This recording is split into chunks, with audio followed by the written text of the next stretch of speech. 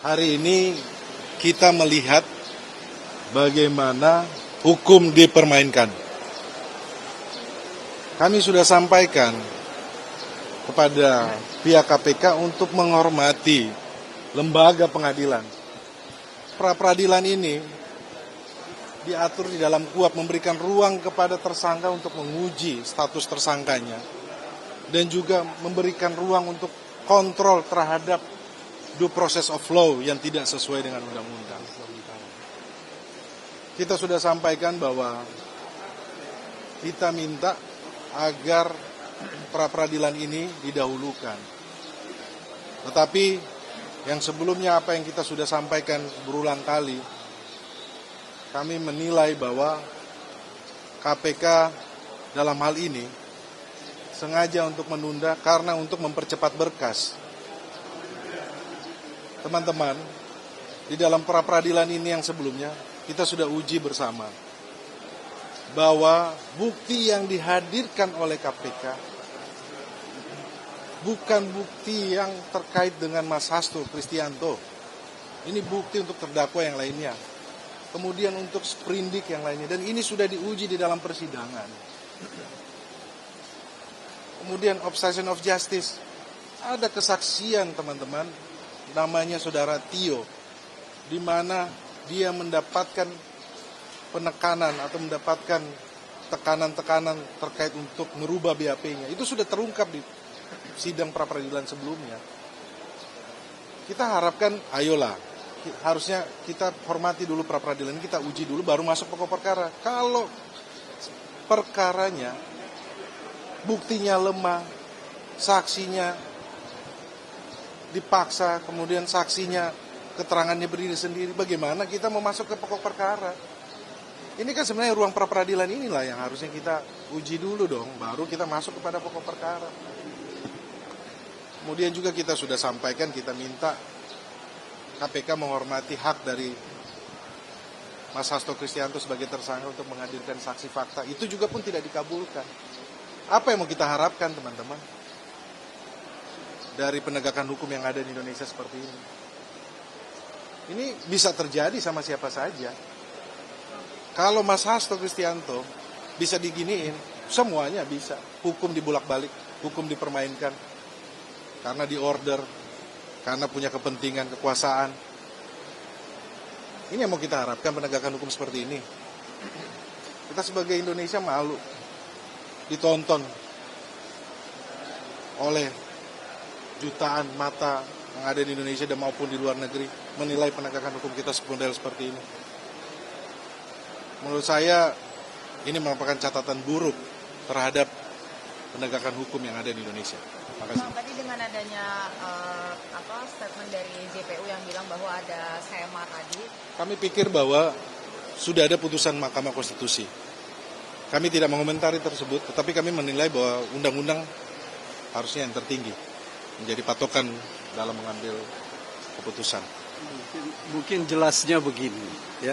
Kekuatan mengikat surat edaran itu adalah untuk kepentingan internal Mahkamah Agung, ya. Dan coba lihat apakah surat edaran itu masuk dalam berita negara atau tidak. Saya tidak yakin itu masuk dalam berita negara, sehingga itu tidak mengikat. Nah, sementara putusan Mahkamah Konstitusi ini menurut undang-undang mengikat sejak dibacakan. Siapapun terikat dengan itu. Sehingga oleh karena itu seharusnya dan tentu kita harapkan bahwa Pengadilan Negeri Jakarta Selatan ini akan menghormati putusan Mahkamah Konstitusi ini.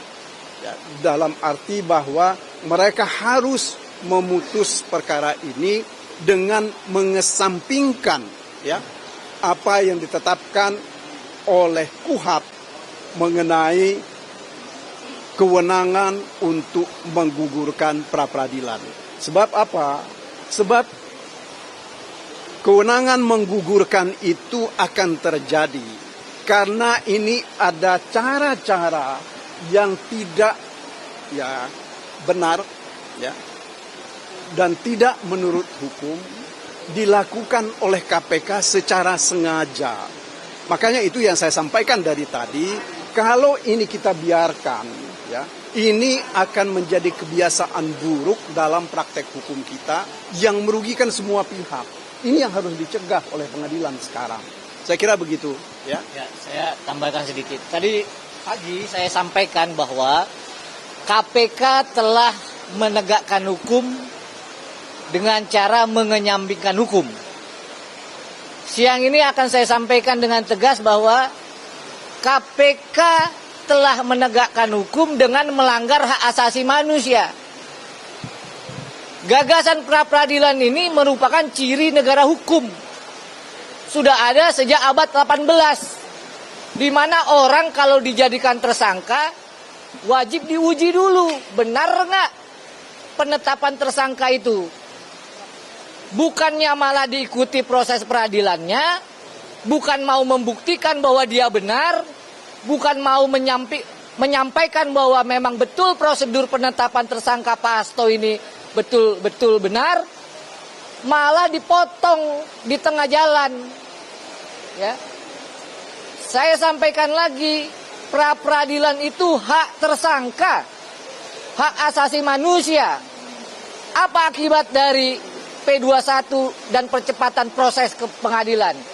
Sama dengan bahwa KPK mengabaikan hak tersangka. Jadi ini bukan soal, ya dibuktikan aja di pengadilan nanti. Kalau itu udah pokok perkara. Yang kita perjuangkan sekarang ini dan yang dipotong oleh KPK itu, benar nggak kewenangannya digunakan? Betul nggak sesuai dengan prosedur? Apakah ada alat bukti permulaan? Ini yang diuji di pra-peradilan.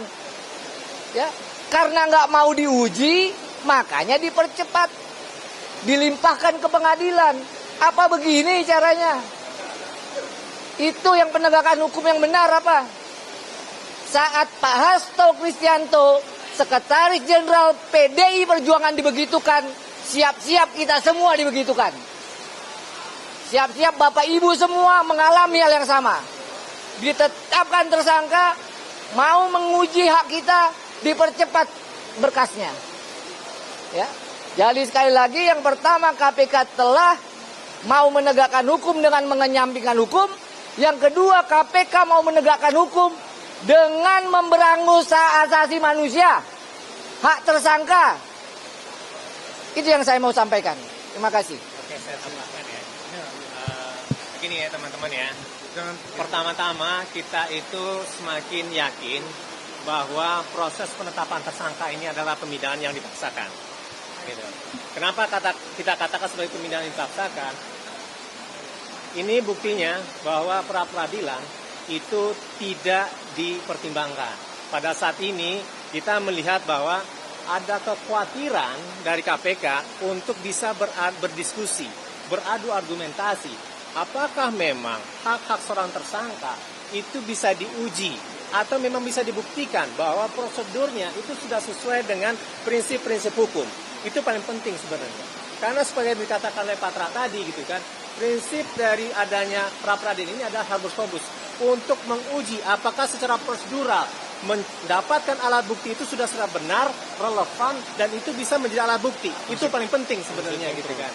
Dan itu merupakan sebagai fungsi-fungsi kontrol. Pemidanaan bukan untuk menghukum seseorang individu, bukan. Tetapi bagaimana memastikan hukum itu bisa berjalan dengan sebagaimana mestinya. Ini konstitusi ya. Nah, oleh sebab itu makanya pada saat ini, apabila pada saat ini bahwa ada kekhawatiran untuk bisa berargumentasi di pengadilan menguji terkait dengan prosedural, artinya di situ memang terbukti adanya dugaan pidana yang dipaksakan. Karena apa?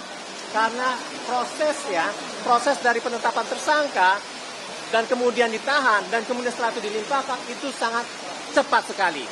Nah, oleh sebab itu makanya apa alasan kekhawatiran dari pihak termohon sehingga ini dipercepat? Dan sebenarnya ya pada saat ini hakim bisa memutuskan bahwa persidangan itu tidak mesti 7 hari. 7 hari itu adalah paling lama, bukan paling singkat. Berdasarkan pasal 82C. Ya artinya kalau bisa kayak gitu 3 hari pun ini bisa dilakukan gitu kan. Dan itu diputuskan terkait dengan ini gitu kan.